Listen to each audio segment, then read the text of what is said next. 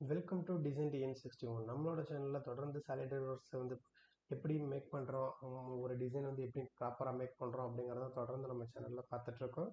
ஓகேங்களா? Previous video பார்க்காதவங்க previous video பார்த்தீங்க அப்படின்னா ஸ்டார்டிங்லேருந்து பேசிக்ஸ் எப்படிலேருந்து நம்ம ப்ராப்பராக பண்ணுறோம் அப்படிங்கிறத பண்ணி பார்த்துட்ருக்கோம். ஓகேங்களா? இதுக்கான ஃபுல் அசம்பிள் வீடியோ உங்களுக்கு நெக்ஸ்ட் வீடியோவில் நான் வந்து உங்களுக்கு அப்லோட் பண்ணுறேன். ஓகேங்களா? இப்போ நம்ம வீடியோக்குள்ளே போகலாம். அதுக்கு முன்னாடி நம்மளோட சேனலை சப்ஸ்கிரைப் பண்ணுங்கள். கூடவே பெல் ஐக்கனை கிளிக் பண்ணாதவங்க கிளிக் பண்ணீங்க அப்படின்னா உங்களுக்கு வந்து பார்த்தீங்கன்னா ஆட்டோமேட்டிக்காக நம்மளோட ஃபியூச்சர்ஸ் வீடியோஸ் அது ஆட்டோமேட்டிக்காக உங்களுக்கு நோட்டிஃபிகேஷன் வந்துடும். இந்த வீடியோஸில் உங்களுக்கு டவுட் இருந்தாலோ இல்லை கரெக்ஷன்ஸ் இருந்தாலும் நீங்கள் வந்து கமெண்ட் செக்ஷனில் கமெண்ட் பண்ணுங்கள். அதுக்கான ஃப்ரெஷ்ஷப் வீடியோ உங்களுக்காக நான் வந்து சென்ட் பண்ணுறேன். ஓகேங்களா? இன்றைக்கி வந்து பார்த்தீங்கன்னா இந்த சிம்பிளாக வந்து வாஷர் எப்படி மேக் பண்ணுறோம் அப்படிங்கிறத பார்க்க போகிறோம். இது ஒன்றுமே இல்லைங்க. சிம்பிளாக வந்து பார்த்தீங்கன்னா 2 ஹோல் இது பண்ணி எக்ஸ்ட்ரூட் பண்ணால் சிம்பிளாக முடிஞ்சிருச்சுங்க. ஸோ அதனால் என்ன பண்ணுறேன் அப்படின்னு வந்து பார்த்தீங்கன்னா ஃபஸ்ட்டு வந்து ஹோம் சூஸ் பண்ணிக்கிறேன். பார்ட்டு சூஸ் பண்ணிட்டேன். எந்த பிளேனில் வரைய போகிறோம் அப்படிங்கிறத ஃபிக்ஸ் பண்ணிக்கிறேன். ஃபஸ்ட்டு வந்து நான் ஃப்ரண்ட் பிளேன் சூஸ் பண்ணிக்கிறேன். ஸ்கெட்ச் கொடுத்துட்டு லைன் கமெண்ட் சூஸ் பண்ணிக்கிறேன். ஓகேங்களா? அதுக்கு முன்னாடி வந்து பார்த்தீங்கன்னா சென்டர் லைன் வந்து நான் மேக் பண்ணிக்கிறேன். ஓகேங்களா? அவ்வளோதாங்க. ஹரிசாண்டலாக ஒரு சென்டர் லைன் மேக் பண்ணியாச்சு. வெர்டிக்கலாக ஒரு சென்டர் லைன் மேக் பண்ணியாச்சு. நெக்ஸ்ட் வந்து பார்த்தீங்க அப்படின்னா அந்த வாசருக்கான டைப்பை வந்து பார்த்தீங்கன்னா இந்த மாதிரி வந்து பார்த்தீங்கன்னா நான் வந்து 2 சர்க்கிள் போட்டேன். அவ்வளோதாங்க. இதுக்கு ஸ்மால் டைமென்ஷன் கிளிக் பண்ணிட்டு இன்னர் டை வந்து பார்த்தீங்கன்னா 3.8 கொடுத்துருக்காங்க. அவுட்டர் டை பார்த்தீங்கன்னா 6 mm கொடுத்துருக்காங்க. 1 mm திக்னஸ் கொடுத்துருக்காங்களா? அப்போ 3.8ம் 6ம் நம்ம கொடுக்கணும். ஸோ இதுக்கு வந்து பார்த்தீங்கன்னா 3.8 கொடுத்துக்கிறேன். 3.8 கொடுத்தாச்சுங்க. நெக்ஸ்ட் வந்து பார்த்தீங்கன்னா அவுட்டர் டை வந்து பார்த்தீங்கன்னா 6 டயா. ஸோ அதனால் இது வந்து பார்த்தீங்கன்னா 6 mm வந்து நான் கொடுத்துக்கிறேன். ஓகேங்களா? 6 mm கொடுத்தாச்சுங்க. அவ்வளோதான் முடிச்சுங்க. நெக்ஸ்ட் வந்து பார்த்துக்கிட்டிங்கன்னா இது எக்ஸ்ட்ரூட் பண்ணியிருக்காங்க. ஸோ ஃபியூச்சர்ஸில் போயிட்டு நம்ம வந்து எக்ஸ்ட்ரூட் பேஸ் வந்து கொடுத்துக்கணும். எக்ஸ்ட்ரூட் பேஸ் கொடுத்தோம் அப்படின்னா நமக்கு வந்து ஸ்டார்டிங்லேயே உங்களுக்கு சொல்லியிருப்பேன், இந்த சென்டரில் வேணுமா இல்லை நமக்கு ஃப்ரண்ட்டில் வேணுமா பேக்கப்பில் வேணுமா அப்படின்னு சொல்லிட்டு.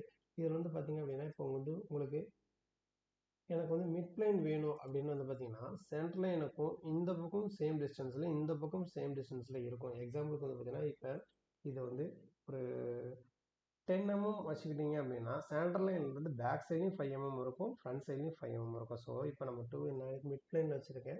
அதில் என்ன பண்ணுறேன், எனக்கு வந்து 1 mm திக்னஸ் இருந்தால் போதும். ஓகேங்களா? அப்போ 1 mm திக்னஸ் எப்படின்னா இந்த பக்கம் 0.5 வந்துடும், அந்த பக்கம் 0.5 வந்துடும்.